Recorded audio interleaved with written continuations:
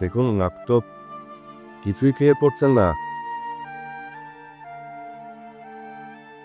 আমার জানা মতে ওই রাতে চেয়ারম্যান আয়াতের সঙ্গে ধস্তাধস্তি করে, আয়াতের সম্ভ্রমহানি করার চেষ্টা করে, ঠিক তো? আমজাদরে আমি খুন করেছি,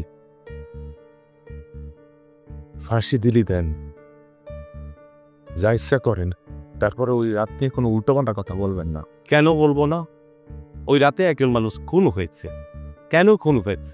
আপনি তাকে খুন করেছেন, আদৌ সেটা খুন কিনা সেগুলো আপনাকে জানতে হবে।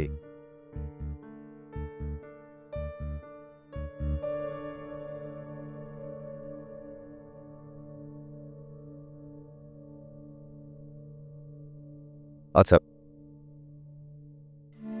শুনুন, আপনাকে হেল্প করার জন্য আমার এখানে আসা। হ্যাঁ, কারণ আপনি যদি আমাকে সবকিছু খুলে না বলেন, আমি তো কিছু করতে পারবো না। আমাকে একটু পরিষ্কার করে বলুন, ওই রাতে আসলে কি ঘটেছিল? আপনি কথা বোঝেন না? আমি নেমো খারামি করেছি। আমজাদকে আমি মারিছি, আমার এই হাত দিয়ে মারিছি। তা কোনো সমস্যা?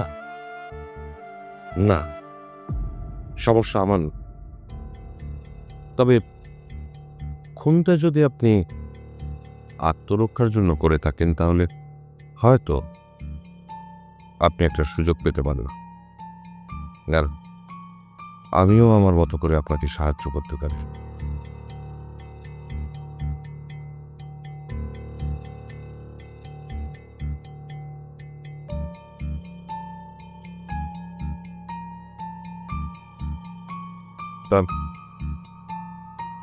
তাহলে তুই বলার নেই।